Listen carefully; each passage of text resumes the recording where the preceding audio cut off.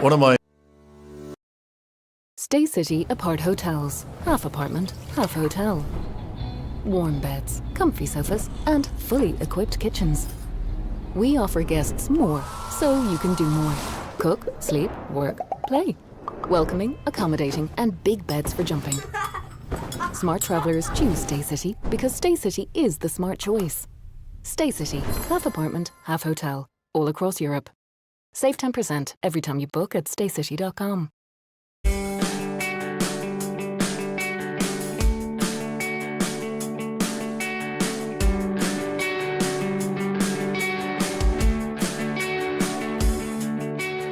We're delighted to extend the partnership with Go Ahead Ireland. They're an organisation that serves communities all over Dublin and helps serve our club members around the county, and it's been a brilliant partnership for the last 3 years, and we're delighted to extend for a further 2 years. Like us, Dublin GAA are embedded in their community, so it was a really natural fit. For us, it was important to find a partner that was inclusive, but also had that community identity, and that's exactly what we found in Dublin GAA. Since we started the partnership, they've been really easy to work with, and we're really excited to continue the journey together. In those 3 years, we actually accomplished a lot with Dublin GAA. We were privileged to be able to work with both local and national charities with them, as well as working on several GAA initiatives. This partnership allows us to support Club League and Championship with initiatives such as our Dubs TV live streaming platform. We try and stream as many games as possible, particularly during the Championship season where we can from a logistical point of view around grounds, and that is something we will continue to try and deliver over the coming years and keep enhancing Club Championship product and club leagues around the county across all 4 codes. In the coming months, we're going to be continuing growing our services. And while we do that, that means that we'll be serving more GAA community clubs than ever before. This year alone, we're going to be introducing the Development Fund for Accessibility as part of our partnership, which is going to see core infrastructure at Dublin GAA developed. In the summer, we're also introducing the Go Ahead Ireland Dublin LGFA Summer Skills Camps, which will be held in July and August. As Dublin's best performing public bus operator, we're going to continue to work really hard on delivering for our customers and our communities.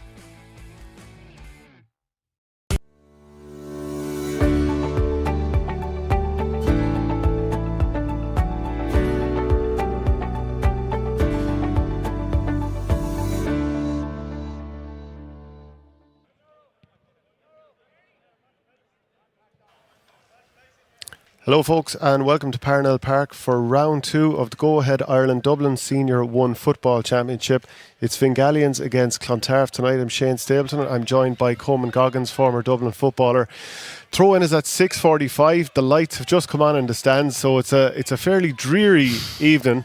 But a nice way to spend a Friday evening all the same. Oh yeah, it looks like we're going to have rain. There's clouds gathering there. It was lovely when we came in. There was sun shining, but certainly looks like we're going to get hit with a shower.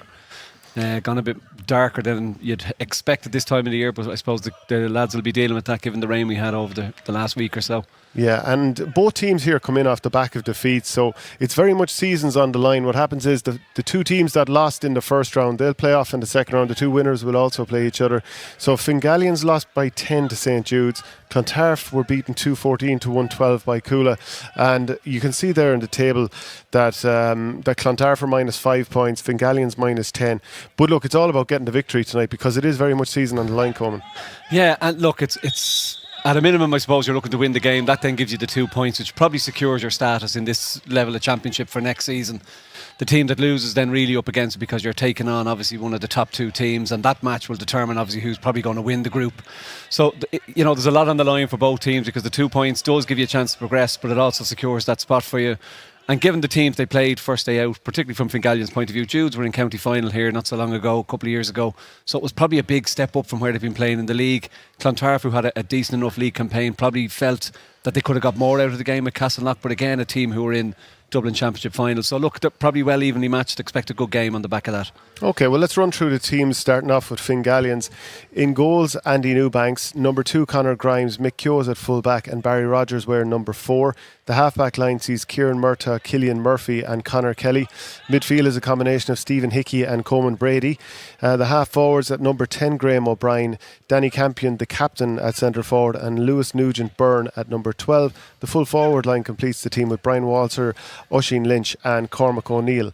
On the Clontarf side then, in between the posts is Brian Duffy, a full back line of Patrick O'Grady, Colin Ahern, Matthew McMahon, Kieran Giles, Nathan Doran and Jack McCaffrey make up the half back line.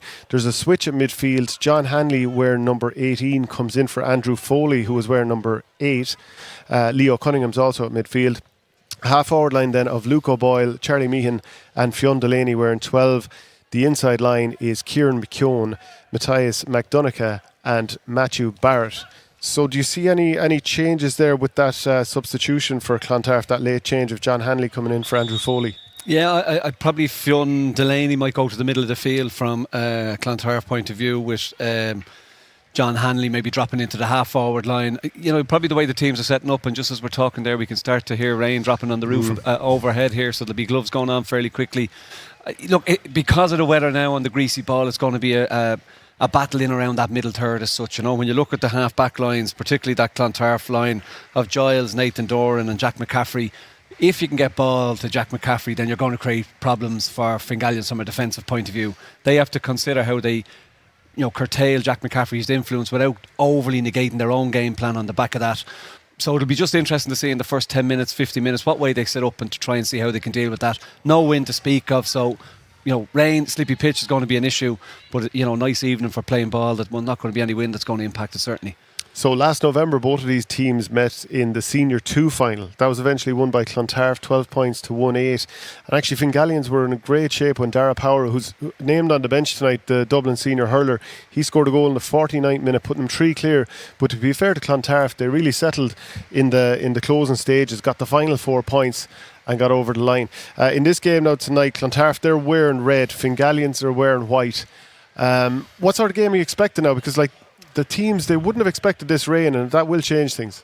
Yeah, it's it's fairly evenly matched. If you looked at league performances, they both finished mid-table, but they finished quite high. They didn't lose a huge amount of matches, so the both teams are very competitive. They're set up well defensively. They don't concede a huge amount. That can impact obviously on the scoring front from the other end of the field. So it'll be just interesting to see. If we think back a couple of weeks ago, Skerry's laid a bit of a template about how you maybe take on a team, and that they pushed up, they tried to compete for kickouts. Dropping off allows the team, easy possession. So maybe there's a question of both teams just trying to get the measure of each other early doors here, see if you can put a few doubts into the head. But, the real prize is get a good start and then see if you can build on that to try and deliver the 2 points in Championship and give yourself a chance of progressing out of the group and laying down a good performance really to build on. And as you'd suggested, Fionn Delaney is lining up at midfield, certainly for the throw-in. Luke Lacey, the referee, just getting the ball now, so we'll be ready to go any moment as the evening just gets that little bit darker. The lights are on, as we said. Jack McCaffrey down here just in front of us to the left, picking up number 10 for Fingallians, which is Graham O'Brien. Luke Lacey throwing the ball in now. Or is Graham O'Brien picking up Jack McCaffrey? Yeah, maybe so. And straight away, Clontarf are running through. Charlie Meehan. The ball now has been worked around to Luke O'Boyle. Matthew Barrett now, patient on the ball, working it backwards to Jack McCaffrey. Fionn Delaney now, he lets the ball off. It's worked out to the wing to Luke O'Boyle once more. And a burst and fired over the bar straight away for Charlie Meehan. That is an excellent score. And just that penetration straight away, Clontarf already looking dangerous. Yeah, so Fingallians obviously sitting back a little bit there, which allowed the run come on. Jack McCaffrey was moving into the picture, maybe took the eye off, but it was a great run through by Charlie Meehan, cut the gap and then finished very nicely. Straight away now, Killian Murphy, who was on the O'Byrne Cup panel for Dublin earlier this year, carrying the ball up the field. Quick little 1-2 with Coleman Brady.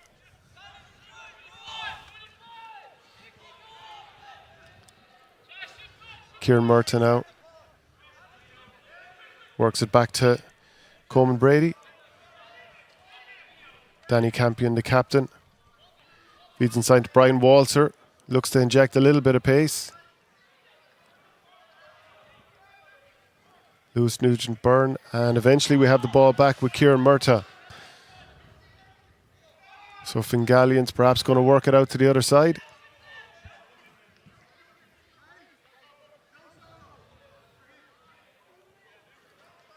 Danny Campion now.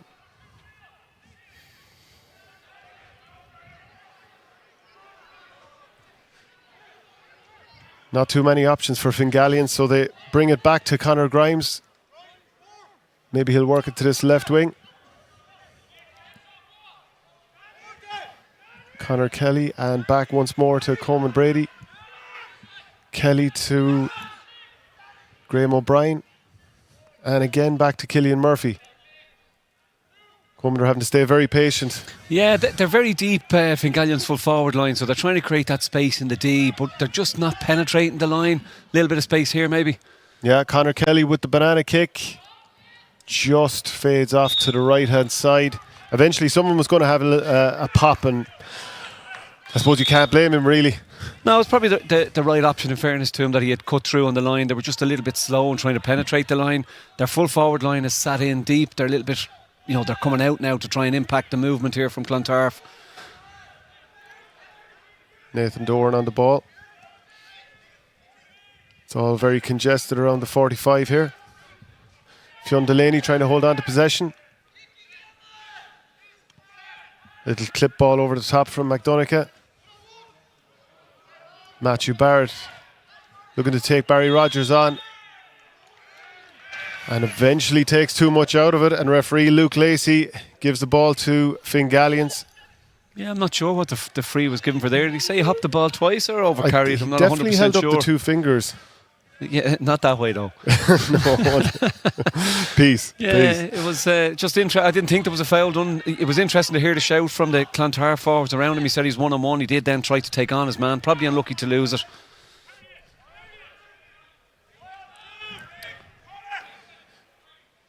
Cillian Murphy certainly getting on the ball a lot early on. It's a fullback, Mick Keogh. Keogh being stood up now by Leo Cunningham. Going the wrong direction, but stays cool, and eventually referee Luke Lacey runs out of patience and he's called for steps. Actually overcarried the ball twice. Jack McCaffrey away early. Oh, Jack McCaffrey with the ball now. If he can get it through to number 13, that's Kieran McKeown, another player who's involved with the O'Byrne Cup panel earlier this year. Backs himself to have a pop, and straight over the bar. Brilliant strike with the right foot. Yeah, great score from McKeown there. All came from the pressure on the ball. They managed to get the turnover, came inside, kicked a few scores the last day out as well, Kieran McKeown, so happy to build on that again. But again, it's too slow in transition. They were able to put a press on the ball. Almost a great kick out. McCaffrey just gets behind to influence it. And just the value of those turnovers, and obviously Fingallians are trying to be patient on the ball, but if someone can get that pressure on and force a technical foul, you can counter quickly. Yeah, but there is space because of the way they're playing. They're moving up. They're kind of bunched on the 65 to 45 and then hoping that they can break the line. They just haven't managed to do that yet. So if it breaks down, there's going to be space in behind, certainly. Tyus McDonagh looking to find Matthew Barrett inside. Again, Barrett's able to come out and collect first time. McKeown, he's going to wind up once more, and this time just tails a little bit to the left, but he was certainly entitled to have a pop there. Yeah, it was a good right move, good idea. Just a lot of space. There's a lot of bodies behind the ball for Fingallians. They're just not pushing out. They're allowing Clontarf get some shots away. Need to be a little bit more aggressive, I suppose, in going into the tackle and closing down the Clontarf players. It's just a little bit too easy for them at the minute. They haven't really got their own full forward line into the game yet. Cillian Murphy plays the ball along the field, yeah. Mark called by the number 14, Oisin Lynch. Yeah, had to travel a long way to collect it, but secured it well, gives himself an opportunity off the mark. Yeah, Lynch scored a goal in the defeat to St. Jude's, a heavy one that day, but still not totally sure on that catch into your chest, but it'll result in a score. No, waved wide. So that's a second wide, and someone of Lynch's quality, you'd expect him to find the range from there, but not on this occasion. Short kick out now from Brian Duffy, and it's been worked out the right wing. Patrick O'Grady now in possession. Kieran Giles, now Fionn Delaney once more. He's got options inside, and Charlie Meehan always seems to be moving, always seems to be looking for the ball.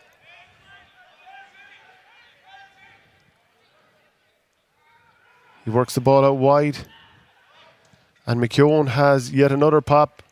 It's on target, but it just dropped short. That was an awkward one to deal with for Andy Newbanks, but ultimately they do manage to deal with it and win another free. Luke Lacey once more Yeah, just spinning around on that loop again. Just didn't get enough on it. Goalkeeper did well to keep it out. He contacted the post as well. So a lot of work there. Great work here. Luke Boyle trying to look at the turnover.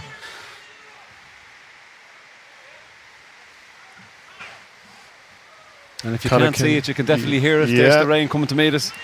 I'm sure everyone feels sorry for us. The rain is coming into the gantry and everything. Stephen Hickey now. Once more, Cillian Murphy. And tries to play a nice ball inside the 14, but spills away. Breaks again to Lynch. And then a shot from Lewis Nugent-Byrne, but it's blocked, and we have it now once more with Graham O'Brien, and he manages to find the range. That'll be a huge relief to manager Garrett Roach to actually get off to finally get off my God, the rain here at the moment. It's absolutely incredible. Going to make it very, very difficult for the players in these conditions, because you even saw when that last ball was trying to be fetched after being played in by Cillian Murphy, the Fingallians forwards were struggling to deal with it. Charlie Meehan once more now on the front foot. He's been so impressive early on. Fionn Delaney. And Fionn Delaney has a pop with his left foot. And from inside the D, that's good enough. So straight away, it's a reply from Clontarf, and they go 3 points to 1 ahead. Yeah, it was just the other end of the field where you mentioned the score was a great block by Jack McCaffrey, but the break fell in favour of Graham O'Brien, who managed to stick it over the bar. But a great response, just a little bit easier for Clontarf, obviously, to get scores early on here and putting pressure on the kick out too. Well won. Yeah, once again, Andy Newbanks with really accurate kickouts. I think pretty much from the start he's always been able to find the range, and as the conditions worsened, that was really important that he found his man, which he did.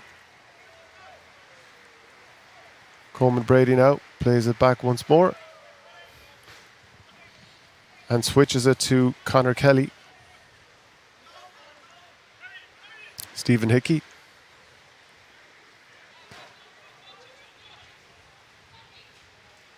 And the captain, Danny Campion.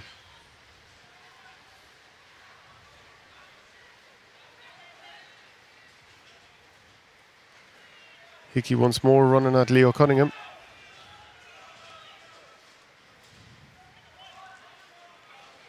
Burst now for Brady. And Lynch spills the ball. It's going to be very difficult in these conditions to hold on to the ball. And ultimately, Kieran Giles wins the ball, feeds it back to Doran, and Clontarf are on the front foot once more. Yeah, great defending. Stood up. They worked really hard. Leo Cunningham initially in the middle of the field, and when it broke across, managed to get a hand in, slip it away. A little bit slower in transition this time, but so far so good for Clontarf. Had a good start. Seemed to be a little bit more in control than Fingallians at the minute. And an off the ball incident there on Luke O'Boyle, resulting in a free. Yeah, referee Luke Lacey unimpressed with wing-back Kieran Murtaugh, and he's given the free to Luke O'Boyle. You were saying beforehand that Luke O'Boyle looks a really talented young player. Now maybe he was playing that for a little bit, but a very good young player. Yeah, probably both involved in that a little bit. Yeah, look, has represented Dublin underage, very strong footballers. Loads of pace, loads of ability up front, and gives Clontarf real go forward momentum when he gets on the ball. Okay, we're in the 11th minute. This is going to be the 4th time that McKeown has had a pop at the post. And it's a second score for Kieran McKeown. He's looking like he's sharp tonight, and certainly he's looking to get as many shots off as possible. Yeah, great score. I suppose Luke O'Boyle got lucky on the free, but was spotted by the referee. Results in a free. You got to be clinical with those. Knocks it over the bar, stretches out the gap to 3 points. This time, Newbanks goes a little bit longer. And it's turned over by Jack McCaffrey. So Clontarf are on the front foot straight away. McCaffrey looking to get in behind. And he's got that driving pace that we've seen for so many years. Hand passes the ball and gets it straight over the bar. Excellent stuff from Jack McCaffrey, starting off the move by turning over the kick out and getting back on the end of it to finish it really, really well. McKeown involved in the build-up. Yeah, great pace, and causes panic just by his movement alone when he gets on the end of it. I thought it had actually dropped into the net, but it actually dropped over the bar to give them another score. But huge pace, and Fingallians just struggling to deal with it at the minute. Lucky to get away with the kick out now. Turned over once more, Charlie Meehan on the ball. He's been so dangerous and so direct. Works the ball across to McKeown. And a beautiful finish to the back of the net for McKeown. Very much Clontarf's turning the screw early doors. Yeah, it comes from the kick out there. It's wet. He gets under the ball, just dropped short. Doran did well to flick it around. I thought he'd lost a chance. Charlie Meehan, when he carried it forward, he popped it out to McKeown. He took one step and came inside and roofed it. Great goal, and stretches out the gap. And Fingallians under pressure now. They need a response. They need to get a couple of scores. It's going to be a long evening otherwise. Just turning over those last 2 kickouts, 1-1 for Clontarf, and once again the ball has been turned over. This time it's Leo Cunningham, and he works the ball to Matthew Barrett, who's shown for it once more. Nathan Doran working it outside, and on the end of the move is Leo Cunningham once more. He stays patient, as does Fionn Delaney. McDonough. And he looks for Kieran McKeown, who is very much on fire early doors here. Now to Luke O'Boyle, who comes on the loop. And certainly you can hear it from the crowd on the far side. They like that. Clontarf are irresistible at the moment. Yeah, just look, watch him coming into the move here. He just drops off the centre back, and then no second thoughts. He's going to swing his boot on that, knock it over the bar. Gap out to 9 points, really putting pressure on the kick out. Often find it hard to understand why teams don't apply pressure. You're a level down from inter-county, so not all the goalkeepers are going to be pinging kick-outs. So if you can put pressure on, you've definitely got a chance of getting on the ball, and that's exactly what Clontarf are doing and reaping rewards on the back of it. So this time Newbanks goes long into the middle of the pitch, and Danny Campion, as a captain should, goes up and claims it. And again, Jack McCaffrey is in the right place at the right time, plays the ball out to John Hanley. And now Charlie Meehan, and he's telling his teammates to come with him.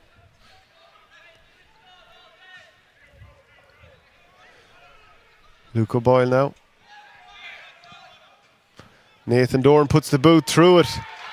And the incredible accuracy of Clontarf in the early 14 minutes here continues. 1-7 to a point. What a score from Nathan Doran. Yeah, it's interesting, just on the back of the rain that's come in there, a little bit of a breeze has come in as well, and it's favouring Clontarf. They're obviously feeling that on the pitch there.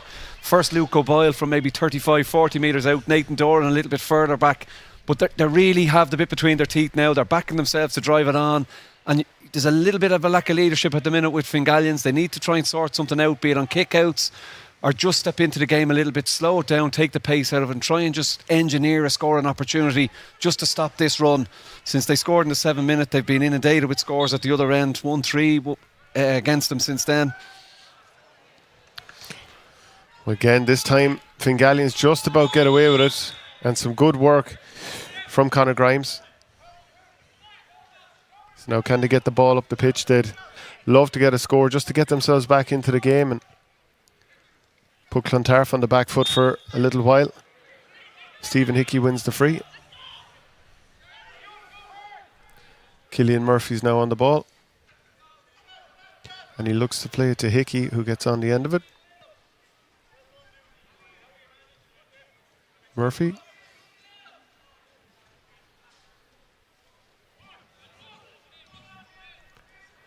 Clips a kick inside, but it spills away from Cormac O'Neill, who was sliding on his knees, and now on the front foot once more is that man Kieran McKeown, who's been involved in scores, who's been getting them himself. He's out around the edge of the D, and he's running into a lot of traffic. And referee Luke Lacey, he's unimpressed with the tackle, a little bit overzealous from that man Danny Campion. We can see Campion. I think it was probably fouled the first time. It wasn't given, but when he bent for the ball there, then he got a nudge in the back off Lewis Nugent Byrne, I think it was. Referee gives the free. I think someone might have said something to him. He's bringing it up a little bit. But just the difference in intensity levels there. Fingallians were slow on the ball. The little pop passes into the full forward line. They're having to come 30 yards to try and win the ball. The greasy surface isn't allowing them to get it. But once it breaks down, pace coming out of defence there. It wasn't Jack McCaffrey that time. I think it was Matthew McMahon who added into the move. Just drove it forward, and all of a sudden Fingallians are on the back foot. And when you're chasing back, there's always a risk of giving away a free. Chance for McKeown again.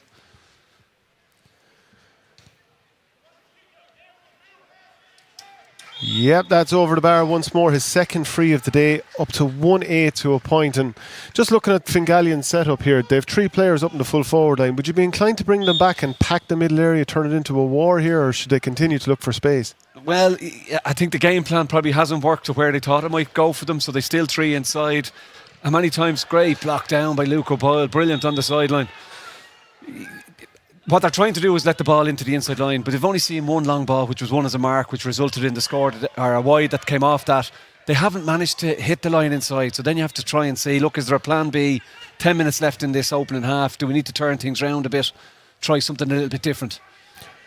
Campion Bit of now space works the here. ball in. And Luke Lacey's not going to give a free for that, but the wall has been worked back once more, and another brilliant intervention from the Clontarf backs. The ball's been worked back to Cillian Murphy, and he eventually puts the ball over the bar. They really needed that one coming. Yeah, great score from Cillian Murphy. Came in onto the move late there. Looked like they had a half a goal chance, but fair play to the Clontarf defenders. They blocked it off a couple of times. When it spun out to him, just got it onto his left and knocked it over the bar. Big score for them. Exactly 10 minutes since their last one. 1-8 to 2 points. Long kick now by Brian Duffy. And it's been turned over by Kieran Murtagh. Referee unimpressed by... I think there could be a card here. They're suggesting maybe there was a high hand that might result in a yellow card. Seemed to contact in the face. Was definitely a big shout from the sideline. Might just get away with a tick initially. Yeah, looks like it. Did well. Yeah, again, better from Fingallians. They're putting press on the kick out. They get the turnover. Now it's a chance to see if they can orchestrate a score. Danny Campion once more. He's linked up with Cillian Murphy a few times, who spreads the ball out wide. Kieran Murtagh.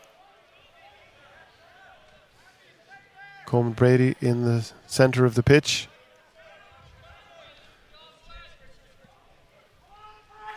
Stephen Hickey.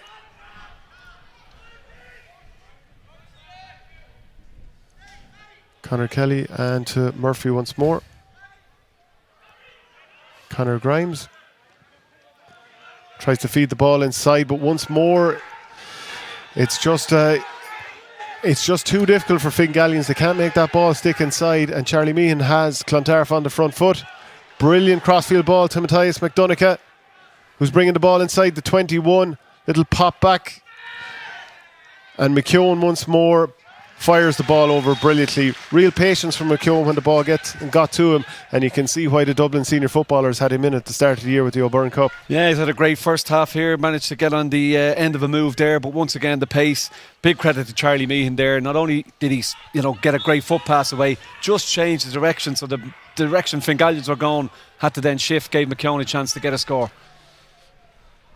Fingallians are out again.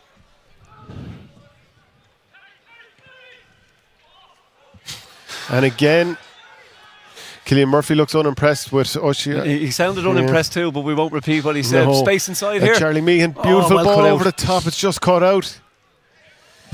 And Conor Kelly has the ball, and Fingallians can build from the back once more. Yeah, Conor Grimes did well there. It goes over the top. There's a 2 on the goalkeeper. 2 on the goalkeeper. Did well to get his hands on it. Sorry, Shane. Oisin Lynch has moved out the field now, looking to get into the play, get involved a little bit more, because he is a quality player. Yeah, they're trying. The foot pass. They're trying to hit a foot pass from 50 yards out to a line that's inside the 14. So it's 40 yards. You'd back yourself as a defender to get a glove on it or a fist on it. It's too far. The passes aren't just good enough at the minute, and as a consequence, they're just struggling to bring their inside line into the game, which is allowing Clontarf get those turnovers and then come out at pace. And Nathan Doran got a great tackle in with Danny Campion, which led to that sideline ball and slowed up yet another attack for Fingallians. This time Barry Rogers plays it inside. And now Lynch with another chance to unload, but instead he has to play the ball backwards to Lewis Nugent-Byrne. And again, it's an intervention, and Jack McCaffrey, who else? Nathan Doran feeds the ball back out to him, and as ever, that link man, Charlie Meehan, he's on the front foot, and there's a huge amount of space for Clontarf to work into if they can get the ball up the field.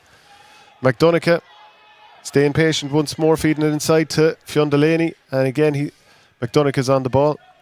Yeah, Fingallians defenders did well that time, took the pace out of the move, made Clontarf go backwards. That gives them a chance to reset. Prior to that, they've haven't managed to do that, so Clontarf broke the line easier. So the pace gone out of the move now, chance to reset. Now is their chance to see if they can get a turnover. Meehan again, and Doran. McDonagh. Delaney. And a lot of Clontarf players getting opportunities to get their hands on the ball. Like, their confidence will be very high at the moment coming. Yeah, they're just waiting for a break off the shoulder, so they're being patient enough, looking to see. Did he touch it on the ground? I think he did. The Fingallians will be delighted to see something going their way. because they were chasing shadows for the last couple of moments. Yeah, but they were patient. They didn't allow them break the line, so they were in front of them all the time. A bit easier to defend that when you're able to look at what's happening. Now, finally, a bit of space for Fingallians to move into if they can get that ball inside. But again, it breaks down. But luckily, Coleman Brady keeps it alive, and Oisin Lynch has the ball. Opportunity for Lewis Nugent Byrne to do something with it. He goes backwards towards Stephen Hickey. In fairness to Brian Walter and Cormac O'Neill inside, they're making runs, just the pass isn't coming to them, so they're getting a little bit frustrated, but they keep showing across the line. Great run. Cillian Murphy making a burst. Goes back to Conor Kelly. Kelly will look to load it up for Lynch. It's a slow ball that comes to him, but he steps inside his man. Has a pop, and it's blocked down brilliantly by Callum Ahern. And once more, Clontarf have done this all day. They're on the front foot. Jack McCaffrey, of course, one of the best in the country. Matthew Barrett now. Leo Cunningham, and he drops it back to Nathan Doran, who knocks the ball in. It's dropped in, and it's punched to the back of the net by Kieran McKeown. His second goal of the day. And it's a huge mountain to climb for Fingallians now, but what a brilliant bit of opportunism from McKeown. Yeah, 100%. Nathan Doran definitely didn't catch it right, but he held off the defender, managed to get a big paw on it, sticks it into the net. 2-4, I think I have him down for some first half. He'll probably repeat that in the second half, but the way Clontarf are going, he probably won't need to. 2-4 indeed, and it was that block at the other end from Callum Ahern on Lynch that set them off. It's 2-9 to 2 points. Really is a massive hill to climb now, 13 points. And once more, Clontarf are on the front foot. Doran to Meehan, who has been so good all day. He gathers the ball once more after Cillian Murphy slowed him up. He's bursting through, has an opportunity, flicks a boot at it, and the referee isn't going to go back for any free there, so it's wide. Yeah, it just falls the wrong side. That they're third wide, but they've been very economical up front out of the chances they've created. They've obviously 2-9. They've missed 3. One drop short, I think, is part of that. So they've dominated possession, but when they've been on possession, they've managed to get scores out of it. So sometimes teams can dominate with no scores, but Clontarf are, giving a masterclass here in the first half and just being very economical on the ball, creating chances, press on the kick out again.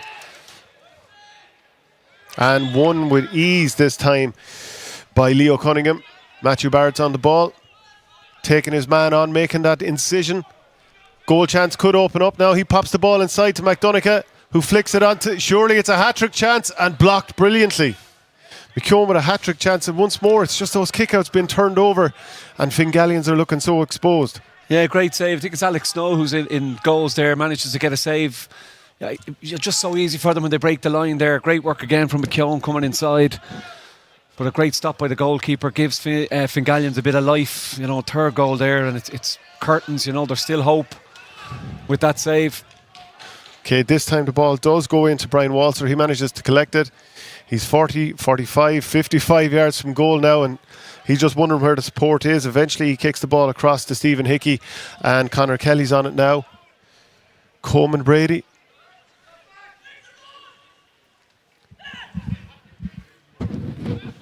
An injection of pace from Graham O'Brien, but eventually he has to go sideways to Hickey.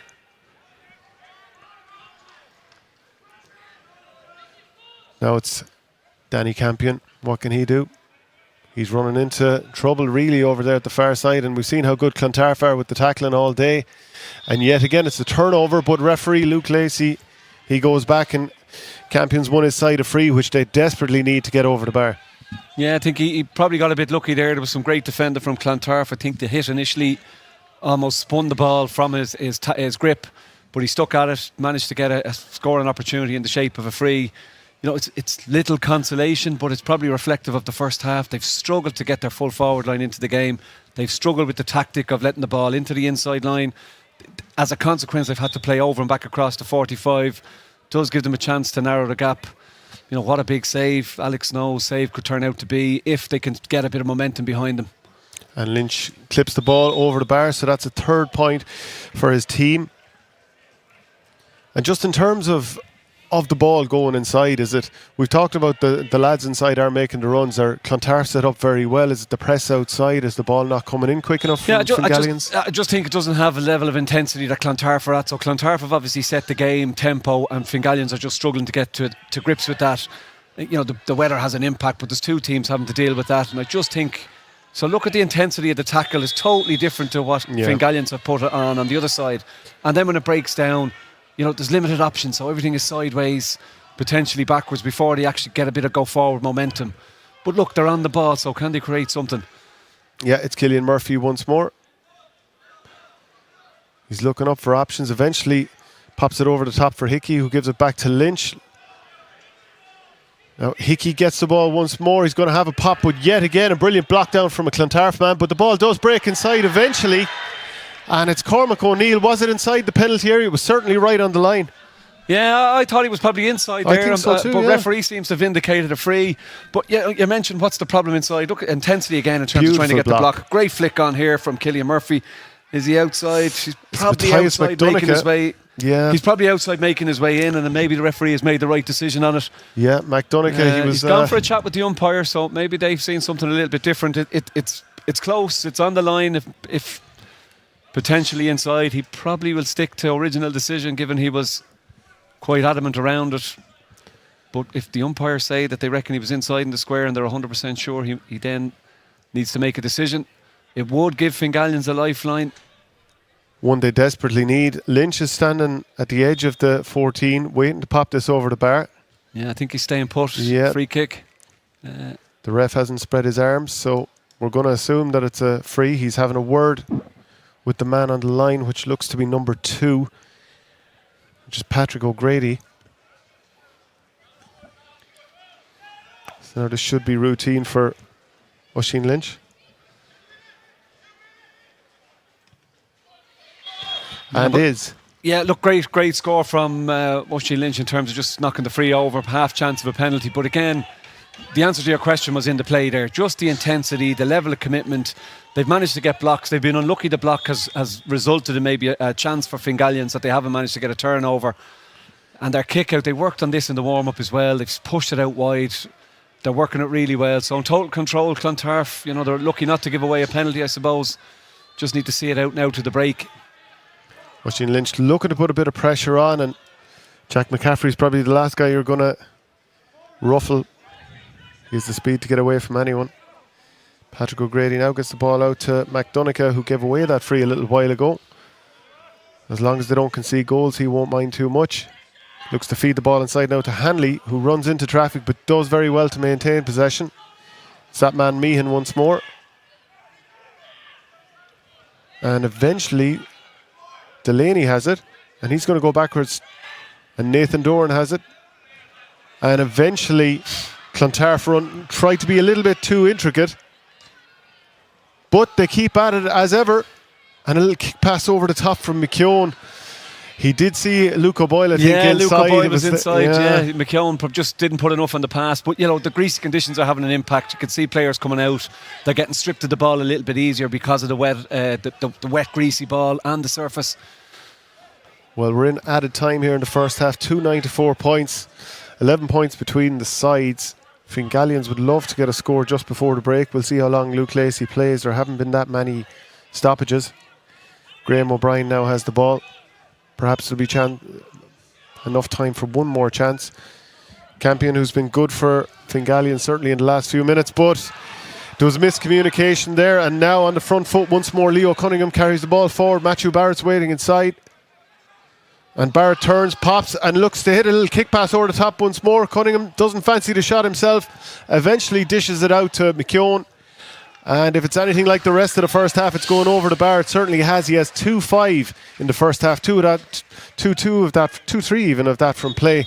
But it's just sloppiness once more from Fingallians. Yeah, and you know, not from Danny Campion's point of view, he turned over the ball and then the reaction to the turnover was probably a little bit slow. He did manage to then get back and put a bit of pressure on, and even at that, Clontarf did their best then to try and make a mess of the chance that they created.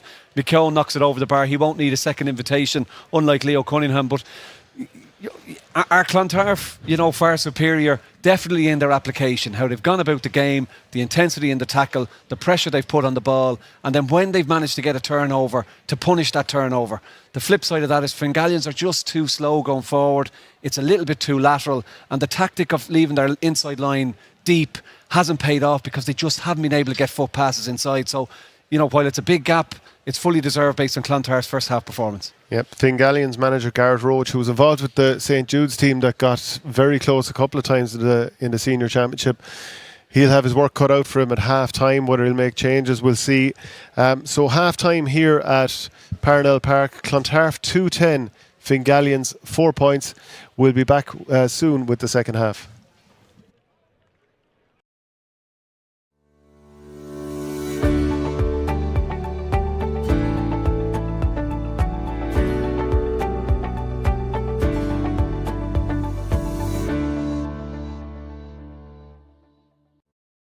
Stay City Apart Hotels. Half apartment, half hotel. Warm beds, comfy sofas, and fully equipped kitchens. We offer guests more, so you can do more. Cook, sleep, work, play. Welcoming, accommodating, and big beds for jumping. Smart travellers choose Stay City because Stay City is the smart choice. Stay City, half apartment, half hotel, all across Europe. Save 10% every time you book at staycity.com.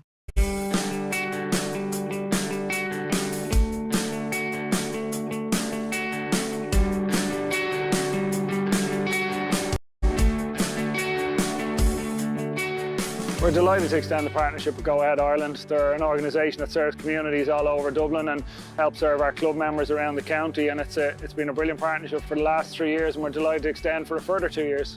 Like us, Dublin GAA are embedded in their community, so it was a really natural fit.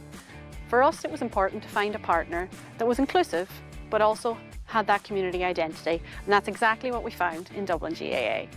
Since we started the partnership, they've been really easy to work with, and we're really excited to continue the journey together. In those 3 years, we actually accomplished a lot with WGAA. We were privileged to be able to work with both local and national charities with them, as well as working on several GAA initiatives.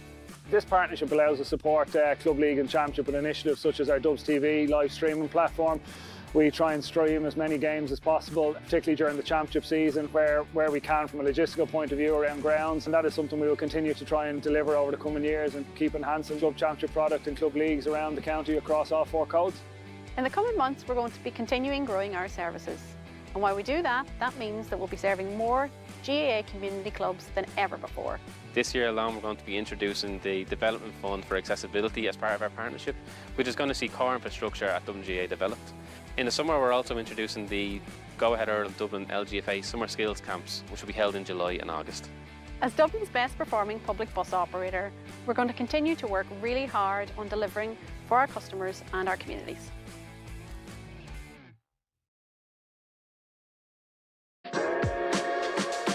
One of my favourite places to grab a coffee in Dublin is Bua. It's one of these kind of COVID coffee trucks that popped up, and it's kind of developed into this bit of a social hub. I'll always find myself being drawn back to social fabric. It's just a beautiful place to go. They always have consistently good food there. Bar 1661. So I love watching them make the cocktails, shake it up, garnish it, serve it. Hoth village itself is a lovely little kind of seaside town. The Gravity Bar up on the top floor of the storehouse, and it's just an amazing place, an amazing view of Dublin City. Definitely visit Temple Bar and take in what's there. My advice would be just try your best to see other parts of the city. Brian Fenton, this is my Dublin.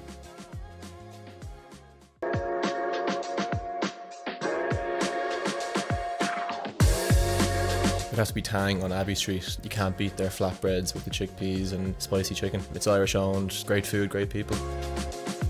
Shoe Lane beside Tara Street train station. It was close to Trinity where I went to college. They have nice croissants, fruit scones. If you're ever looking for a quiet place to go and chat with your mates, the Snug and Chaplin's has to be the go-to. Lovely old interior. Just have to get the dart out to Vico Baths, bring the swimming togs, go for a dip, and you get a lovely view of Killiney Bay. The Epic Museum, I think it's something nice to just figure out the history of the city.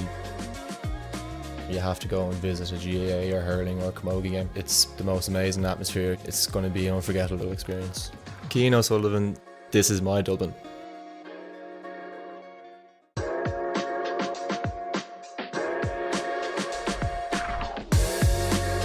Tribeca in Ranelagh. I'd go with my family, it's a favourite of ours. Definitely recommend trying their wings. The Metro Cafe, it's a great spot for people watching, especially when it's sunny outside. An oat milk cappuccino would be my go-to. The atmosphere in Devitt is always brilliant. We've had plenty of team nights out there, always great crack. The Timber Trove Cafe in the Dublin Mountains, it's a really cosy family-run cafe. Family House would definitely be a must visit. They have monthly markets on which are gorgeous. I would advise you to walk around the city because most of the main attractions are close by and you can get there quicker on foot. Niamh Gannon, this is my Dublin.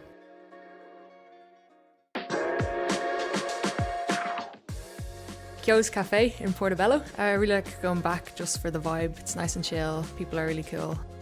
Trails Cafe in Ticknock. The coffee is really, really good. Americano, small bit of milk, and you're good to go and hit the trails.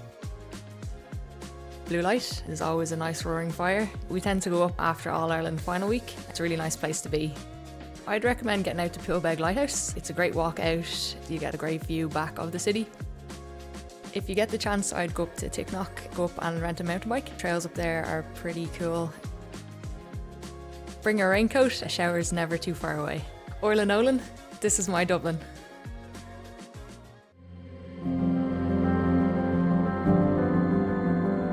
We met down at Fairview, and Kieran's brother was a friend of my brother's. We met through them, so when I was coming up to the Debs, I invited Kieran to my Debs. He asked me to marry him, and I said yes, so long as our firstborn child played for Vincent's. And he said, okay, grand. It's great to have our family involved as well. I suppose if the kids weren't as interested in it as we were, it'd be very tough on us. Kieran's are playing Vincent's. The tension in the house is gas. Mum is obviously Vincent's and Dad is Kieran, so Mum always claims that she'll give John steak for dinner and she won't feed Kevin. But it's always a bit of a laugh, but I suppose no one takes it too seriously. She had her hands full. She could have got a job as a bus driver. The amount of dropping off and picking up she did from matches around. Leaving some matches early to go to another match to make sure she got the end of that, or make sure we all got the same amount of attention. There was no favourites. It means everything. I don't know what we do without it, to be fair. We eat, drink and sleep it. It's always through the family like the rest of us. There's not enough supporting words, I'd say. I know my whole life at this rate. We're very proud parents. That's a huge achievement to have 100% of your family still playing. We're proud of them all, every one of them. My name is Niamh Heatherton. My name is John Heatherton. I'm Kieran Heatherton. I'm Patsy Heatherton, and as a family, our roots are set in the GAA.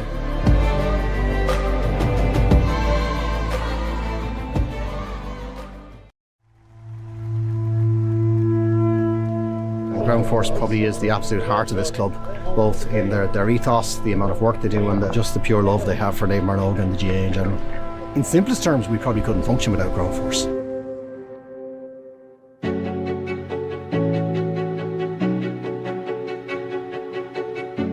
I suppose the GAA was always a bit more than hitting the ball or hitting the schlitter, you know, and it gave a great sense of community to people. I suppose at my age, fear of retirement, worried about the unknown, what am I going into a home under my wife's feet all the time or something like that, and then we just got this men's initiative started off. We feel that we're giving something back to the club that gave so much to us. We come up here on a rotary basis and line pitches, cut grass. It kind of empowers us as well if we feel valued. We're all friends, we're all retired, we're all around the same age group. Some of us have nothing outside of our work, and Ground Force has been a big change for everybody from the mental well-being point of view. It's really, really important and really significant, and there is great camaraderie amongst the group. So I think there's about 30 odd men in this initiative that comes up to the club and has a chat. And the coffee is important as well. We sort out the world, Dad. Yeah. Or well, most of it. Yeah. That's what it means to me, just achievement and pride.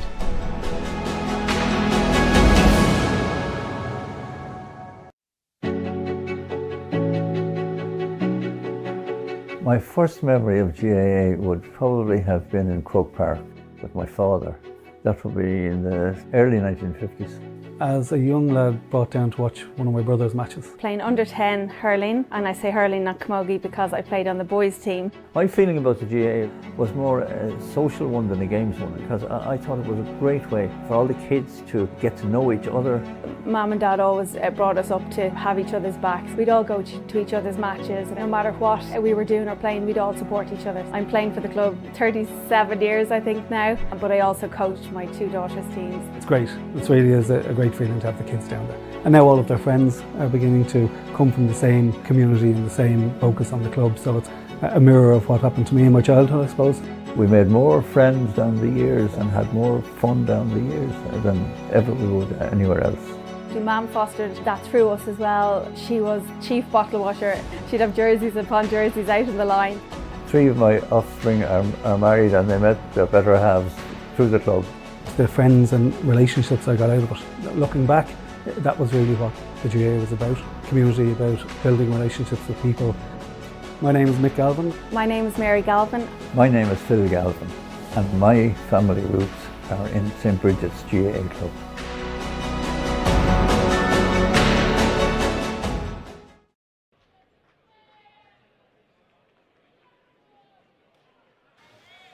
Welcome back to the second half of this Go Ahead Ireland Dublin Senior 1 football clash between Fingallians and Clontarf. Clontarf on fire in the first half, 2-10 to 4 points ahead, and 2-5 of that coming from Kieran McKeown in corner forward. And you just wonder, when the teams were only separated by a point in the Senior 2 final last year, Clontarf winning that, how has it become such a blowout now, several months later? Yeah, look, I don't...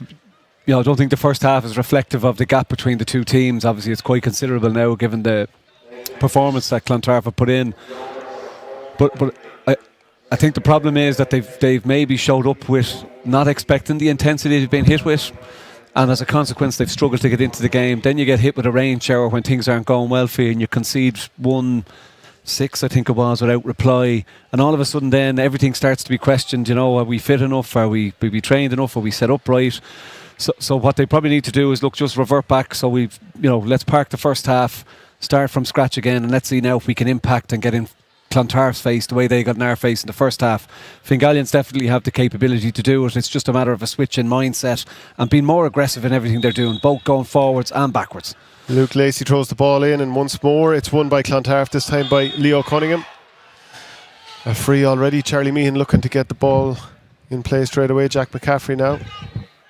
Yeah, but way better from an intensity point of view. So the ball was won, but there was 2 got stuck into him. Okay, the hand was high, there's a free given against him, but way better in terms of the intensity. So let's try and get into their face, let's try and get the turnover. So they've obviously spoke at half time that it's not good enough to just waltz around the field, that you need to be more intense, more deliberate in what you're trying to do, both from an attacking and defensive point of view. So, while it's not an ideal start to give away a free, it does maybe just set the tempo a little bit higher than it was in that first half. Nathan Doran with the ball, and straight away works it to his midfielder Leo Cunningham, and on the front foot Jack McCaffrey burning through the centre of that defence. Nice little pop pass over the top, and the ball is just shanked wide. I think that might have been John Hanley on his left foot, but straight away we can see once more that McCaffrey is here to do a little bit of damage tonight. When the Jets go on, it's very difficult to deal with it, because by contacting him you can give away a free, but then the space created because of what he does, great win. Brilliant kick out, won straight away by Lewis Nugent-Byrne, and he looks to drive the ball into the forward line. Will it stick this time? It looks like it's going to be turned over once more. Clontarf always looking very comfortable back there, and Kieran Giles has it now. Yeah, it's probably just too far of a kick. You're that's a 50-yard kick that you're hoping is pinpoint. When it misses, then you give opportunity. Given you have 3 back, there's going to be a defender covering as well. So when you're playing the balls like that, it needs to be, if not on the money, certainly bouncing in a space that gives the forward the advantage. Clontarf on the attack once more, and Fingallians have chosen to make no changes that we can see. I think they've 19 gone in there, in the shape of Sean O'Neill, who's come in at half time. Luke O'Boyle making a burst inside the D, and he unleashes a brilliant shot that goes straight over the bar at the church end. Brilliant score from Luke O'Boyle, his second. Yeah, just hovered outside of the play, then moved into it slow enough to get onto the back of it.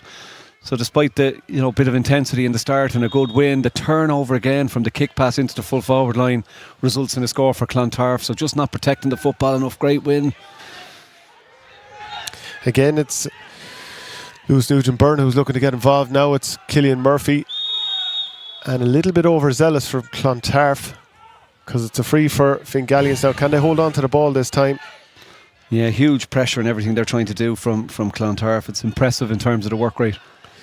Graham O'Brien pads the ball into the substitute Sean O'Neill.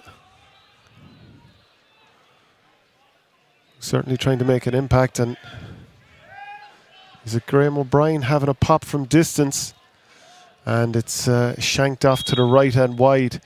Perhaps a little bit of a lack of composure from Fingallians early, trying to force things. Yeah, definitely. Like they obviously are looking to get a score. They're looking to get themselves back in the game. Not ideal that they gave away the first score of the second half, and regardless of, they need to up their score, and big break over the top here creates a bit of space. Yeah, Fionn Delaney on the ball now. Transfers inside to Leo Cunningham, who goes back to Hanley. And Hanley, there's a bit of a miscommunication with Cunningham, and it goes out over the line. Would you have expected Fingallians to maybe make more changes at the half? No, not really. I suppose sometimes as a manager like that, you're trying to say to the lads, look, go out there and try and improve on what you did in the first half. Let's try and match at least the intensity levels that Clontarf are at. I'm not quite sure they've got to there yet. It's obviously still early. Just think Clontarf are a little bit more ferocious, more wanting in the tackle to make something happen out of it. And the difference in play, it's a little bit just lateral from Fingallians, which gives Clontarf time to reset time and time again. Whereas in the reverse case, when Clontarf get the ball, generally the first move is to go forward with it. Fingallians on the front foot. Conor Kelly with the ball.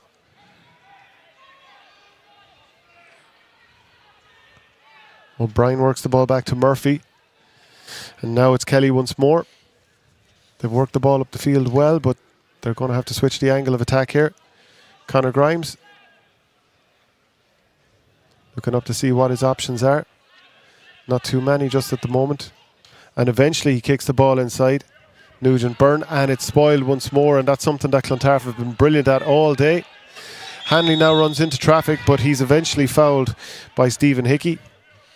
Yeah, look, it's perfect ball for defender. The ball is bouncing up, you're coming behind it there. The greasy surface means it's probably not going to stick fully. So if you get a hand in, you have a chance of getting a turnover. But just the lack of options, he waited, and then when it came, it was just one option on the ball. So just not working for them up front for some reason this evening. Meehan now on the ball.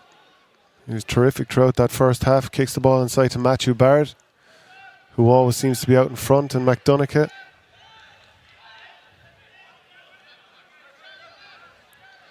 Now it's McKeown, who had 2-5 in that first half. Fantastic performance. Doran. Luke O'Boyle. Elusive player. Yeah, but it's all standoff. They're watching Clontarf on the ball. They're not putting pressure on the ball. And when it does happen, it seems to be just one individual player. There's not a second person coming in to support. So they're just able to throw the ball around. And they don't need scores, Clontarf, so they can keep the ball all day. Fingallians have to come out and try and put a bit of pressure on. Well, that was a miscue from Meehan, and Barrett couldn't quite gather it. So perhaps the patience of Fingallians paid off this time, because there was a miscue from Clontarf. And Fingallians are on the front foot with Kelly. Look inside for Murphy, who, as ever, is looking to get on the ball and put his team on the front foot. What are his options like inside? Holds onto it and runs at Leo Cunningham. Certainly needs support, which he does find eventually from Hickey. And Hickey looks for that little cute kick over the top. Doesn't work out, but Lewis Nugent-Byrne has the ball and he kicks it on the floor inside. Eventually it's back to Lynch, and eventually to Cormac O'Neill, who pops the ball over the bar. It wasn't pretty there midway through the move, but eventually he got her over the bar. Yeah, it did well in the end. Looked like the half a goal chance was on there, but he had to come out wide, managed to get it back to Lynch, and when it did come back, he pops it over the bar for a score. Maybe again, half chance goal that didn't materialise, but a little bit better from Fingallians. Almost turned over the ball, but then in fairness, worked hard enough through Lewis Nugent-Byrne to win it back and get a score.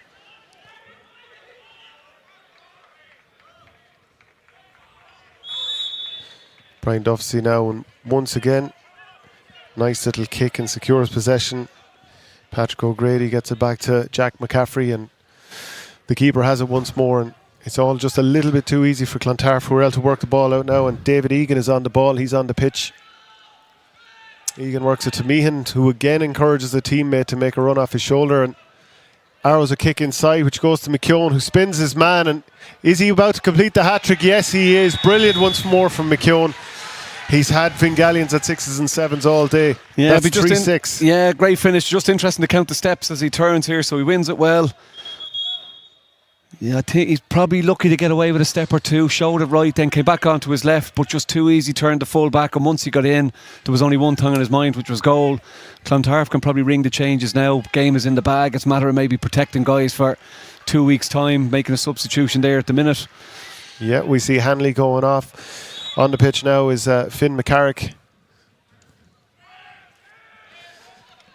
And a brilliant kick out and catch from Hickey.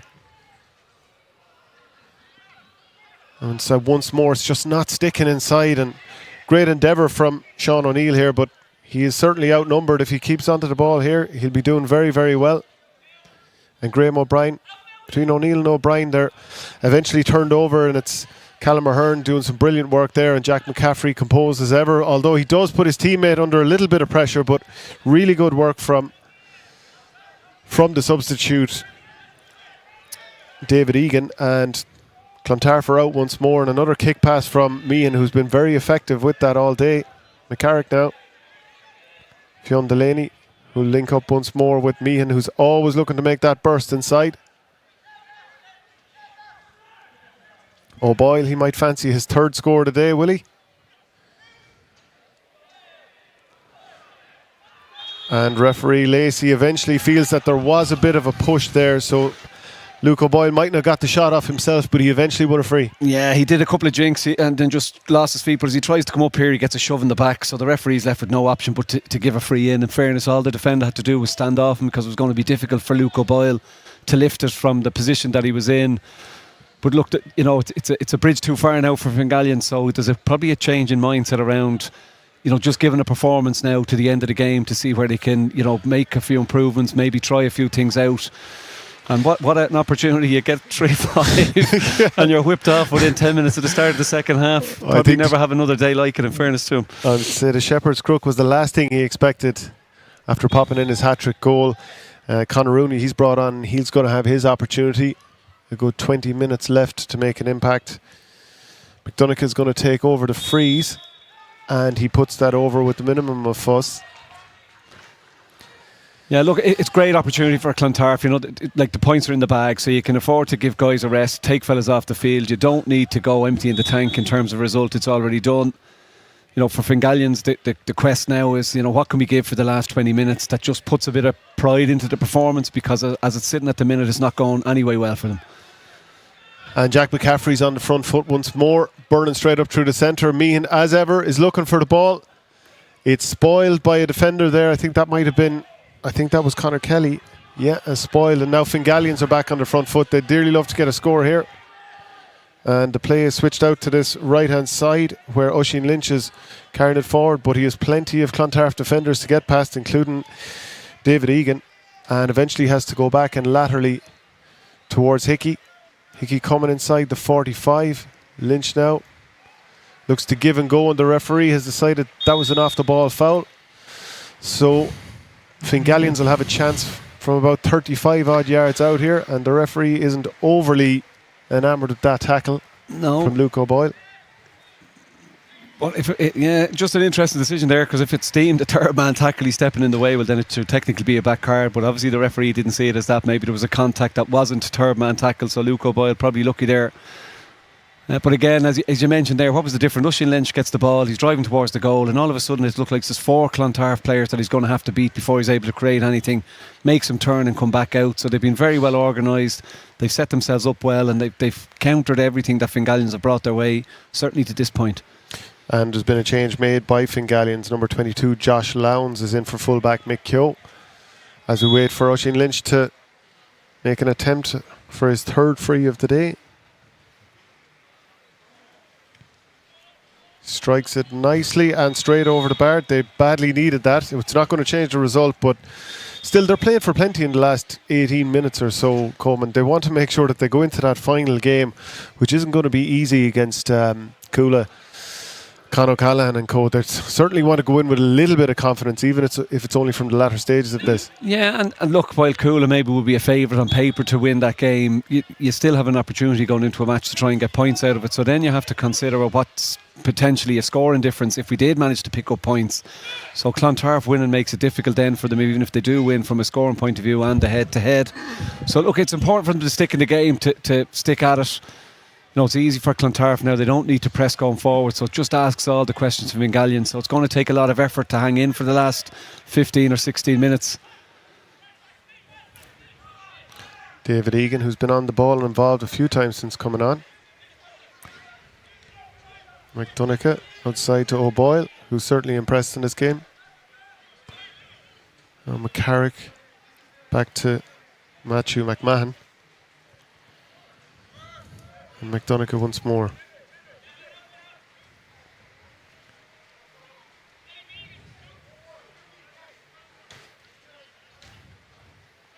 It's all very easy. McDonagh, I should say, could even put his foot to that ball to control it. And there was no real pressure on him. Eventually Delaney works the ball out to the far wing. And Clontarf can be patient and just work it back across again. Now Delaney. And Meehan directing traffic as he likes to do in this game and fires the ball inside, but it just doesn't stick to Conor Rooney in the weather. And when you're not that long on, it can be difficult to get attuned to it straight away. Yeah, look, you know, again, Fingallians are deep in terms of the numbers, still maybe just lacking a little bit of pressure on the ball, managed to turn it over, but just when they come out, the options are limited in terms of getting the ball forward as quick as possible. Better ball inside. Yeah, and Sean O'Neill gathers this time. Nugent Byrne, eventually the ball is with Lynch and it breaks down once more. Cormac O'Neill tries to be a little bit intricate with Sean O'Neill, but it does break down, and Meehan as ever with the kick pass. He's never afraid to go with the kick pass, and Conor Rooney has the ball. He's smothered, but he does manage to get away and feed a nice kick pass inside to Matthew Barrett, who will fancy a run at Conor Grimes. Breaks past his man, but eventually the ball spills on the ground. Referee hasn't called anything, and Conor Rooney puts the ball over the bar. Very, very cool towards the end of the play. To be fair to Fingallians, they did well to spoil the goal opportunity. Credit to Conor Grimes there, but really nice little flick up and step by Conor Rooney, who extends the lead to 3-13 to 6 points. Yeah, just unlucky that Matthew Barrett just lost his footing there. Don't think there was a foul, but good defending to put the pressure on him, but then picked up, popped over the bar. So while being less scores obviously in this second half than there was in the first half, you know, Clontarf, as I said, don't need to push on. It's just a matter of, you know, sticking in the game, keeping to apply the pressure and not allowing Fingallians gain any momentum, and to now they're doing that so far.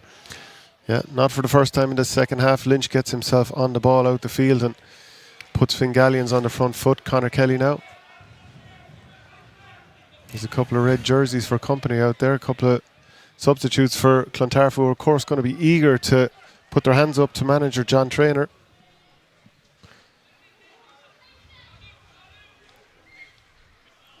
Brian Walzer and Murphy on the ball for the umpteenth time, as is Conor Kelly, to be fair.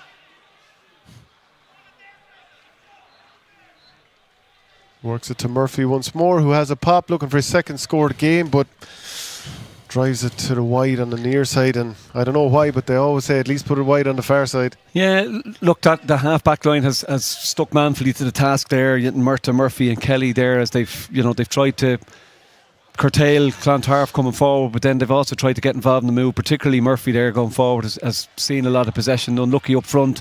But again, the tactic of leaving two inside, when they are delivering that ball in, by the time the forward gets it, they're back out at the 45, they're just having to travel too far. So even if they do win it, it's not like you can turn and pop it over the bar, and they've just struggled to get that going today for some reason, whether it's the pressure from Clontarf or just things not clicking for them.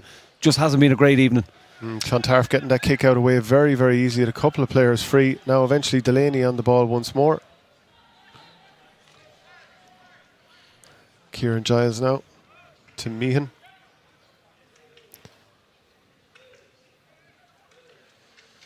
And Rooney, this time he runs into traffic, Conor Rooney, and he's turned over, and it's Fingallians on the front foot.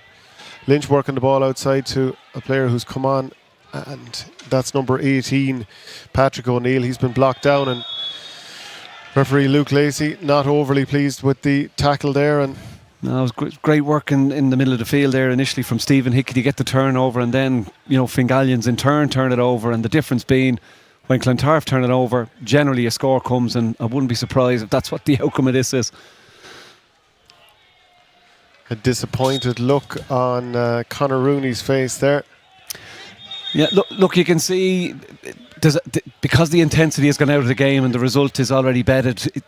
Clontarf have probably stepped back a touch, so even in their movement up front, it's not as crisp as it was in the first half. They're not creating the same level of chances. They don't have to, so they're happy enough with the way things are. But as a consequence of that, then things start to go wrong on you. Some of the shooting, some of the passing, you're then creating maybe more turnovers yourself. So look, they'll be delighted for 40-45 minutes. They have the game sewn up, so they don't need to do any more. But as a consequence, they've dropped off, and you can see that it's just seeping in across the field now a little bit. Yeah, and it's David Egan on the ball winning that break for Clontarf, and the players who have come on for Clontarf have made a difference, and we see another substitute just for Fingallians in the last couple of moments. Dara Foley is on for Kieran Murtagh, who was wearing number 5, and Meehan, who seems to have endless supplies of energy and does like a kick pass, and this time it's cut out by number 4 Barry Rogers. But straight away Clontarf look to get the ball going once more. Fionn Delaney.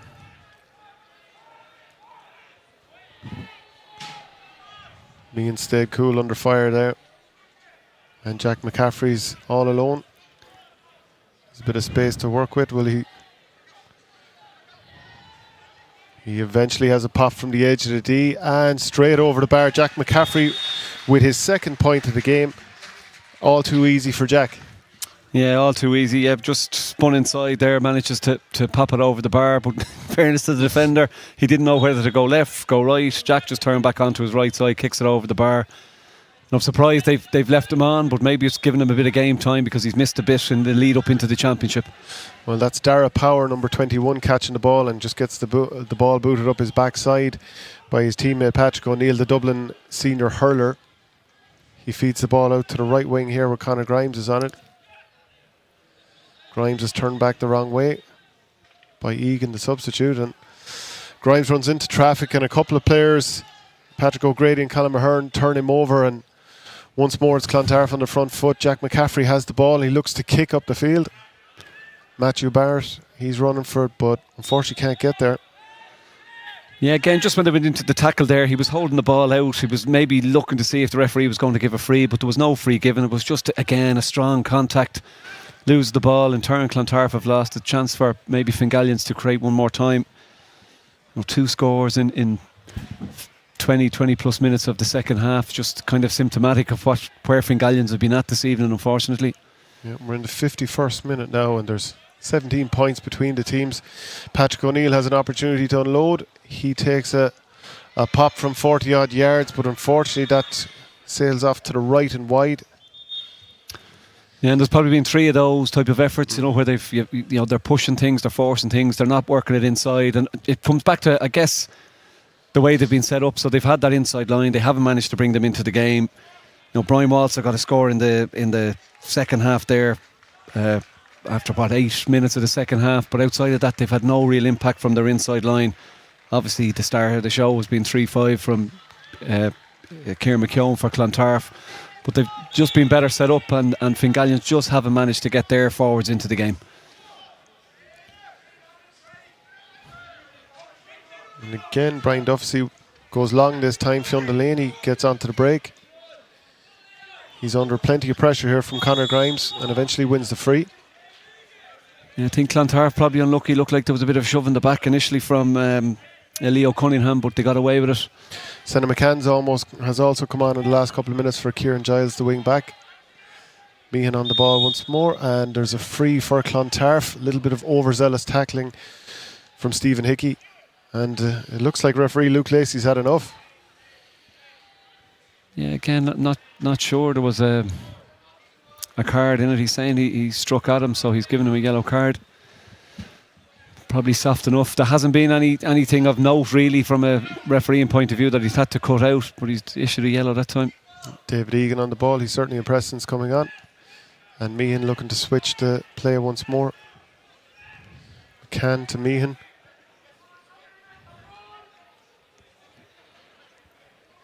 Leo Cunningham certainly been influential to Delaney. Egan once more. And now Luke O'Boyle, who normally look to have a run at the opposition, and this time he does. And it's his third point of the game. Really, really impressive stuff from Luke O'Boyle today. Yeah, he just cuts back every time onto the right foot. But again, you know, when you're affording somebody of that quality space, they're always going to take on a shot when they get an opportunity to do it. So another nice score for Luke O'Boyle. They've been strong on that left side. Luke O'Boyle, McKeown inside him. And we see Leo Cunningham, he's just been withdrawn. Senan Ryan is in for him with the shock of blonde hair. The kick out will come in his direction. He's going to go up and compete with Cormac O'Neill, and O'Neill manages to judge it really well. Walter now, back to O'Neill. O'Neill runs into a little bit of traffic. Dara Power. Nugent Byrne runs into traffic and he's turned over by Luke O'Boyle. And it's a familiar old story for Fingallians to bring the ball forward, but unfortunately they can't retain possession. And they're going to be on the back foot once more. And Fionn Delaney and his teammate dally over it somewhat, and he's after running into traffic, but eventually they manage to squeeze it away, and it's Luke O'Boyle with the ball once more. Matthew Barrett offering an option.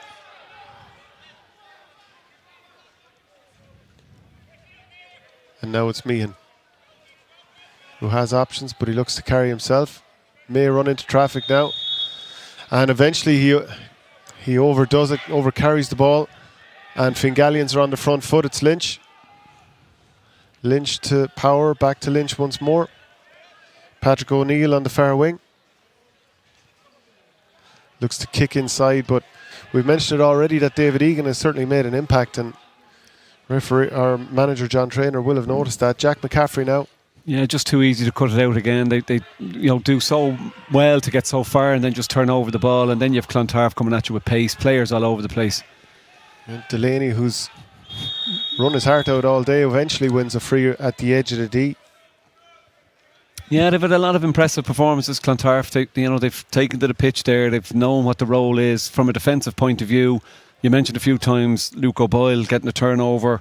Their half-back line, Fionn Delaney has been back there. Charlie Meehan's been on a lot of balls, so they've been very strong across the half-forward line. We don't necessarily need to mention the full forward line again, given where all the scores came from. But it all comes off the work rate and the intensity and the tackle, and obviously then getting turnovers and creating scoring opportunities from it. 1-6 in that first half without a response set the tone for where Clontarf were at, and they've come out in the second half and without shooting the lights out have kept the scoreboard ticking over and just add on another score. Yeah, just about enough on that from Matthias McDonagh. Alex Snow tips it over the bar, and Fingallians have used everyone that they have available on the bench today also, and we've all been there in a situation where it's not going for you, you're getting hammered, and you know, as much as you try and keep going all the way to the final whistle, at times you can drop the head. Yeah, and look, that's understandable. In fairness, they've kept their discipline. They've tried to keep doing what they're being set out to do, I guess. So they'll be disappointed with the performance. So it's they've hung in, but it's those balls that have just let them down time at a time. Really nice play there from Matthew McMahon to flick it back to his teammate, and Clontarf on the front foot once more. And it's Patrick O'Grady who was involved with McMahon initially working the ball out. Now it's substitute Senan Ryan feeding inside to McDonagh. Loses his footing for a moment and sees the funny side of it. I think a sniper got him there. All right, yeah. So Delaney now and McCarrick.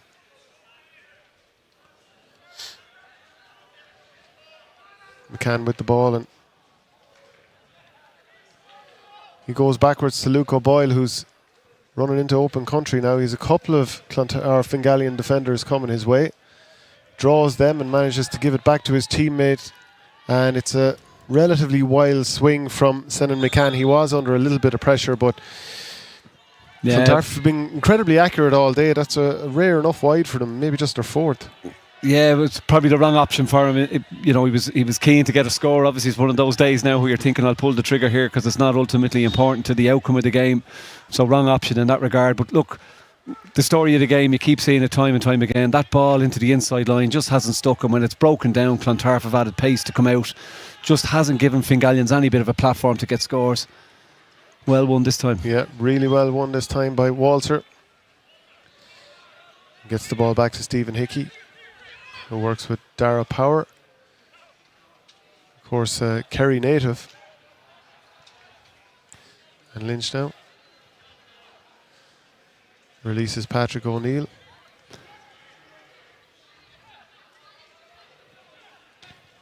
And eventually it's a shot from about 40 yards that goes wide on the near side, and disappointing once more from Fingallians. They can't quite get anything at the end of what started out as a decent move. Yeah, 6 wide I have them down for against, and they've 6 scores, so 50% conversion rate on we'll say on wides and shots over the bar, which obviously isn't going to win you a match. They just haven't created enough up front. The breakdown to me has come from just a totally different application from Clontarf versus Fingallians. They struggled to come to terms with that. It was 3 points to 1 after 8 minutes, but then it suddenly went out to 1-8 to 2 points. And then there was a big gap, and once that second goal came down towards the back end of the opening half, it was just impossible for them to see a way back into it. They've stuck to the task second half, but because their forwards haven't had any fluidity, they haven't managed to get scores. So Clontarf have just been able to tip away, getting a couple of scores to keep them way out in front, but just to finish them off really. And Matthew Barrett runs with the ball, but loses composure and his clutch on possession. And for Clontarf, to some degree, for their management, John Traynor, he's been able to use a lot of players today, bring them on good and early as well. Yep. So they'll come back to training next week, and you'll have the starting 15 who've had their chance, and a lot of substitutes who've had good game time and feel maybe I can get into the team now. Yeah, well, whether you win by 1 or win by 20, like the ambition for Clontarf today was we have to go out and win the game. So that then allows us secure Senior 1 championship status, and then also build towards obviously trying to get out of the group. So they have a big game coming up obviously in their encounter with Judes at the last round. Again, kicked away inside when there's opportunity in front to give the ball away. So he's looking at the team saying, not only have we 15, we've given game time to the guys who come on, and then they've had an impact. Even though the game was won at that point, it also allowed them to rest a couple of guys as well. So they go into the last game of the group stages full of confidence on the back of this performance, because they've been very good. They've been set up very well. Okay, Fingallians haven't been at the pitch of it for the game, but you can only beat what's in front of you, and Clontarf have particularly in that first 40-45 minutes, gave a great display. And in terms of what Fingallians can fix for the next day, we've seen the breakdown between having the ball outside the 45 and trying to deliver it inside. Is that something they can work on in the next couple of weeks before they meet Coola? Yeah, look, they're probably still learning some of the new ways that the management has brought in, and maybe it just hasn't worked out for them today. There might be 1 or 2 missing in terms of just guys that are able to influence that game plan. But I think you go back to the fundamental when any player takes the field or any team is work rate and at least match what the opposition have brought. And I think it just took Fingallians too long to adjust and adapt, and by that time Clontarf were out the gap. Luke O'Boyle adding a bit of pace into the move, and eventually has a cut at it with his left foot and manages to slice it over the bar really well. A nice bit of interplay there with his midfielder, and eventually manages to cut it over the bar. That's a 4 point for Luke O'Boyle. Yeah, great finish, spun on to his left. Just the last 15 minutes, Clontarf have scored 5 points, so they haven't had to do anything great, but they've just totally restricted Fingallians. Plus Fingallians realising on the third goal that the game was over, probably have lost a little bit of the impetus to push forward. But as said, they have stuck to their task. It hasn't worked, and you look back at the video and you can see how many turnovers, the balls into the inside line that didn't work. So the stuff you can correct there based on what you'll see on the tape. But there's probably a bit of a question mark around just how we apply ourselves better the next time we come onto the field. Referee Luke Lacey pulling it back for a free to Fingallians. We're in injury time at this stage, going into the 62nd minute. Walter wins another ball. To be fair, he's certainly collected a few that have come inside him in the second half. He's going to have a pop here from about 30 yards. Yeah, 20 minutes if he does manage to knock this over, and he doesn't. And yeah, the picture of the game, I guess, another one just tails wide when there was an opportunity to get a score, but probably reflective of the fact he's been starved of possession, hadn't had too many shots. and a point at this stage isn't worth a huge amount to him. Disappointed with the wide all the same. Finn McCarrick with the ball. And Patrick O'Grady stays cool in possession, and McDonagh feeds it back to his goalkeeper Brian Duffy, who's looked calm and composed all game. And now Jack McCaffrey.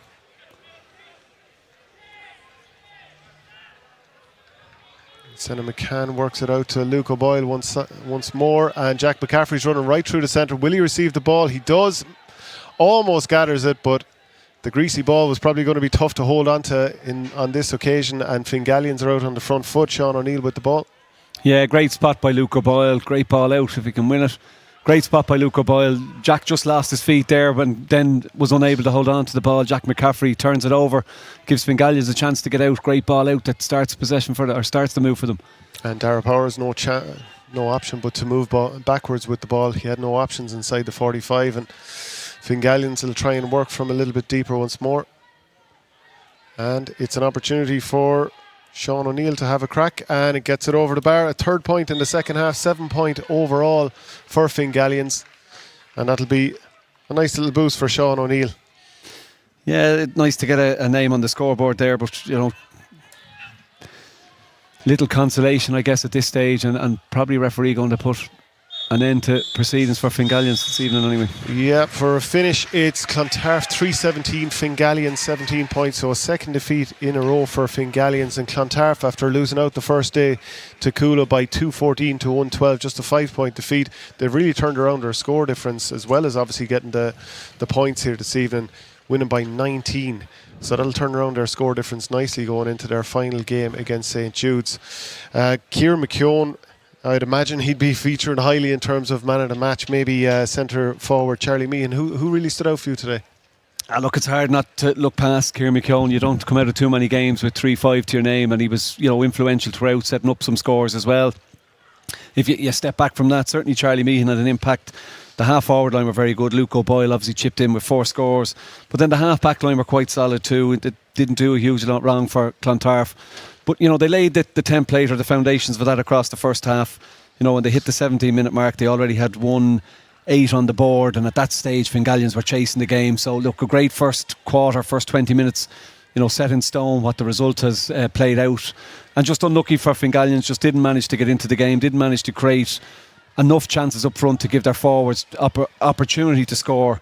Yeah, and as a consequence then, as I mentioned, the last 50 minutes the game just petered out. Everyone knew what way it was going to end. It was just a matter of what the score was going to be on the board. And Clontarf have been operating largely at Division 1 the last number of years, and Fingallians maybe Division 2, and maybe that partly explains the bit of a gap. There's definitely a step up, because you're playing at Senior 1, then you're playing against the top teams, and it is a step down into Senior 2. But there's a good learning for Fingallians in maybe some of the stuff they're trying to implement and how they go about it the next day out. Okay. We'll just look back at the highlights of the game here. And there's Luke O'Boyle, who was very influential, certainly as the game wore on. Yeah, it was those late runs, I suppose, that gave a lot of the scores. Charlie Meehan there, who kicked it off well. And then this was probably the starting point for the 3-5. Great score from McKeown to get himself up and running. And it was 2 points to 1 at that stage. There was a great block from Jack McCaffrey. They got a little bit of a bounce off it. And with 7-8 minutes played, it was 2-1. We didn't certainly forecast what was coming, either weather-wise or on the scoreboard. But from there, there was a total dominance from Clontarf. Fionn Delaney with a nice score there, and McKeown popping over one of his, I think it was 2 frees on the day. Yeah, and then look, we spoke about Jack McCaffrey's pace. When he's coming at you like that, next to near impossible to put a stop on it. He puts his fist on it, drives it over, and then from that resulting kick out, picks up the ball. I thought the chance was gone. I thought Meehan had held on to it too long. When he did bring McKeown in, it was just a little step there, and he sticks it into the net. It was a great finish. That was after 12 minutes, and Clontarf were 1-5 to the good at that stage. But again, McKeown is involved here. He brings Luke O'Boyle into the move, who knocks it over the bar, and they just couldn't get to grips with that. Centre back then comes into the play here for Clontarf in the shape of Colin Ahern. Or Nathan Doran, and he knocks it over the bar, and then there's another free from McKeown, and he another score. There was half chance at the other end that Clontarf managed to push out that did lead to a second score. Came from the centre back for Fingallians, who played quite well throughout, Killian Murphy. But again, it was just a light response to, I guess, the ultimate composure that was being shown throughout by Clontarf. McKeown just loved cutting in off the wing there, manages to free himself up to knock it over the bar. It's just turnover after turnover all day. Yeah, Clontarf really punished them. Yeah, and look at the pace in terms of the move out. You know, the block down comes from full back. Jack McCaffrey suddenly in the middle of the field, and then they're looking up to see what's possible from here. So when he cuts inside, I think it's Nathan Doran whose effort just falls short, but then look at the bit of a wrestle going inside. Brilliant fist to drive it into the net, and at that stage then it was give or take game over. Really nice from McDonagh to get the ball back to McKeown, and he was denied his hat-trick goal at that stage from Alex Snow, but it eventually did come. Yeah, but again, just in the footage that we're looking at, you know, the amount of blocks and turnovers that Clontarf were orchestrating, it was just set the tone. You mentioned Senior 1 v Senior 2, and maybe that's the experience of playing at that level, that things are happening a little bit quicker, you're thinking a little bit quicker, you're reacting a little bit quicker, and Fingallians maybe were just a touch off that, or an edge off from where they were. Clontarf have come up with them, but that experience at Senior 1 stands to you, and obviously with someone like Luke O'Boyle who's represented Dublin at underage level, performing at that level then gives you something else to work off. When they did create kind of half goal chances, you know, Clontarf did well to scramble defence, get bodies behind, which then forced them to go for points. You know, but you know, after this, you know, turn and goal, like great strength. Still think he took a lot of steps. Probably could have been whistled as he went round the goalkeeper there. He won't be happy. But look, it counts. And at that stage it was game over. They were able to then ship lads off the field, you know, empty the bench. They were reliant on, you know, Oisin Lynch from a free there to keep things ticking over for them. And then, as I mentioned, you know, the last 15 minutes, 20 minutes of the half, Clontarf just kept the scoreboard moving in terms of adding a couple of scores as they went. Lovely little lift and turn, sticks it over the bar for a great score. It was 3-13 to 6 points at that stage. And then Jack McCaffrey, do I go left, do I go right? I'll just take it on here and pop it over the bar.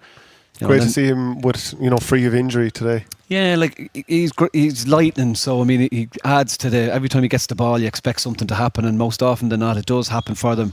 But he's well supported around him in terms of the players that he has. There's a lot of experience in that team. There's a lot of youth in the team as well. Probably fancies the right foot, but managed to swing a left at it and knock it over the bar, so I'll be delighted to chalk one up on his left side. And then finished out with a score, and there was 4 or 5 wides across the second half for Fingallians where they were kind of forcing issues. That was a little bit tidier from the sub who come in, Sean O'Neill. But look, a disappointing evening for Fingallians. Leaves them in a sticky spot going into the last round of fixtures, but for Clontarf they'll be delighted with their performance. Yeah, and Clontarf, will they, like, you look at the amount of players that they can kick from deep. I mean, Meehan obviously did it a lot. Jack McCaffrey's very talented, Doran as well, and they've got plenty of different scores. They're going to give anyone a tricky test this year. Yeah, and like they've given themselves an opportunity now to get out of the group. Okay, they're playing one of the teams that have been in county finals here in recent years, and a very strong team. But what they've shown there is that with the right work rate and right application, that they're able to create chances. They have pace coming from deep. They set up well in terms of support runners coming off the shoulder, and in their half forward line, they definitely have a very able, you know, line there in terms of Delaney. Okay, went into the middle of the field in the absence of usual midfielder Andy Foley, but then in Luke O'Boyle and Charlie Meehan, they've loads going on with them, you know. So they'll be delighted, and they move forward into the last round of fixtures in good stead. Okay, so that's it. 3-17 to Clontarf. Fingallians 7 points. That's it here in the Go Ahead Ireland Senior 1 Football Championship for tonight. We also have Nafina against Castleknock, so you can check that out as well.